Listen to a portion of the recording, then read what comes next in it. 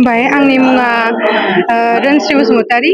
आं बगाजुलि हालामनि सिङाव थानाय 1 नं माइनावपारा गामिनिफ्राय फैदों आं दिनै पार्टिसिपेट खालामनानै जोबोर मोजां मोनदों माने आं सेकेन्ड टाइम आरो एबारो ओमफ्राय जोबोर मोजां मोनदों मोजाङानो जादों आंनिखौबो आं मोजां जादों बायदि मोनदों नाथाय बिजिरगिरिफोरासो मिथिगौ बेखौथ' आं दा बुंनो हाला जाहाथे जेनेबा देरहानाय देरहायै बेथ' थाखायो नालाय गासैबो जेनेबा मोजाङै सोलोंनानै पार्टिसिपेट खालामफैबा देरहानाया खाथां आरो आं बर' हिन्दी एसामिस बे मोनथामखौ बर'नि गेजेराव आं नीलेश्वर ब्रह्म बिथांनि सल' खनबाय आरो सुलेखा बसुमतारी गोसोखांनाय जोबनायाव बावलाङा नोंनि गोसोनि दाहा दैमायाव आय' सोलो नोंनि गोसोआव गोसोनि दाहा दैमायाव गिबियावनो खुलुमनानै बरायनाय थाबाय दिनैनि बे मेगा अडिशनावहाय बाहागो लानानै गोसोखौ गोजोननाय मोनदों जोबोरैनो बियो आंनि नैथि खेब बाहागो लानाय थांनाय बोसोरावथ' खेब थाबाय 2022 आवहायबो आङो बाहागो लादोंमोन आरो ओमफ्राय थार्ड प्राइज मोनदोंमोन ओमफ्राय बिराद मोजां मोनदों एबारबो गोबां माने मोजां आर्टिस्टफोरा रोजाबगिरिफोरा रोजाबगासिनो दङ बिथांमोनखौ लोगो मोननानै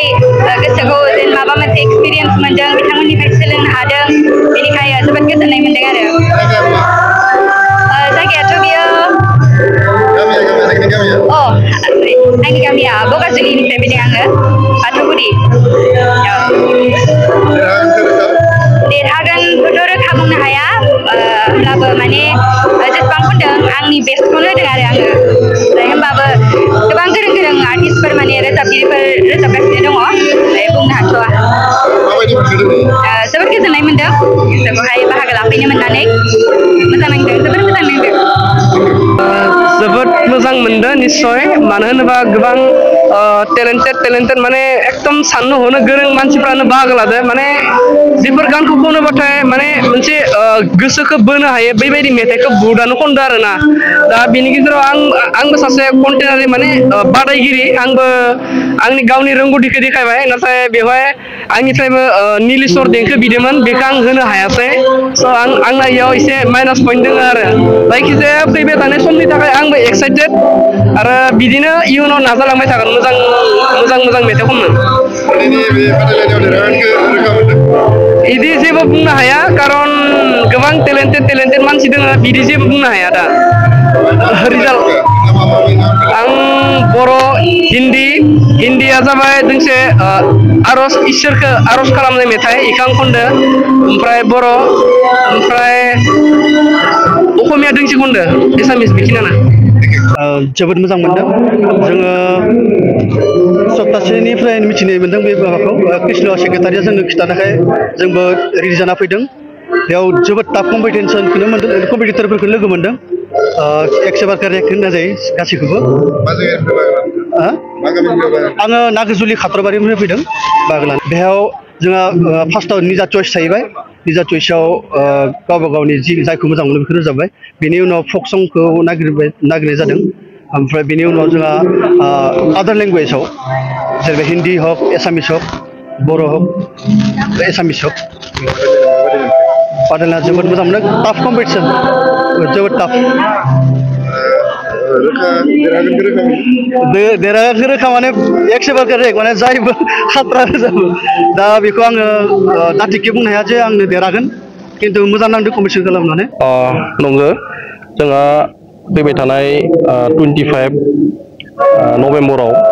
गुवाहाटी कलाक्षेत्रआव मोनसे जोंनि फिल्म एवार्ड जागोन जोंनि आर्टिस्ट एसोसिएसनफोरनि दा बेयाव जोङो मोनसे माबा लानाय जादों हाबाफारि भइस अफ बड'स होनना बुङो दा बेखौनो जोङो तामुलपुर डिस्ट्रिक्ट हिसाबैबो जोंनिफ्राय जोङो सानै रोजाबगिरि जोङो दैथायहरनांगौ बेनिखायनो दिनै जोङो मेगा अडिशन प्रग्राम खुंनाय जादों जोङो दिनै बे प्रग्रामा जोंना दाबो सोलिगासिनो दङ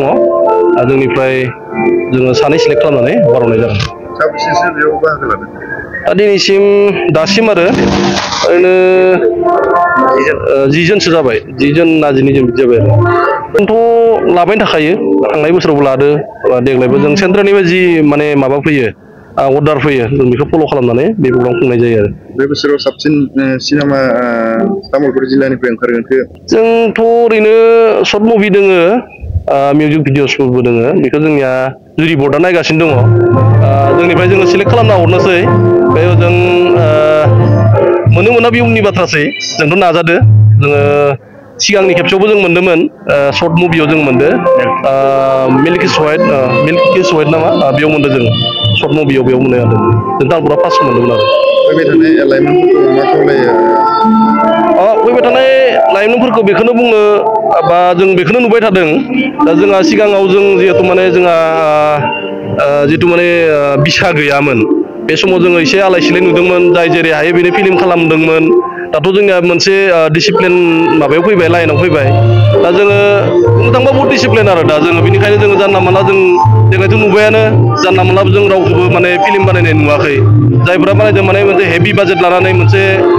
बेखौनो सर्स साननानै मोजाङै बानायखायो आरो बे जानला मानला आगोलाव जोङो 40-50 गाहाम माने फिल्म मोनसे माबायावनो सनावनो बा मोनसे मायथाइयावनो ओंखारनाय जों नुदोंमोन दा बेबायदि दा जाला आरो डिसिप्लिन जाबाय बेनिखायनो सानदों मा फैबाय थानाय लाइमोनफोराबो माने बिदिनो बाहागो लानानै बा जोंखौ सापर्ट होनानै इयुनफोरावबो बिदिनो गावबा गावनो जौगालांगोन बेखौ जों मिजिंथिदों आरो दिनै जों नुबाय गोबां गोदान माने रोजाबगिरिफोराबो बाहागो लाफैदों मोजाङानो जादों मोजां मोनदों बिदिनो गासैबो फैगोन होननानै जों आसा खालामदों।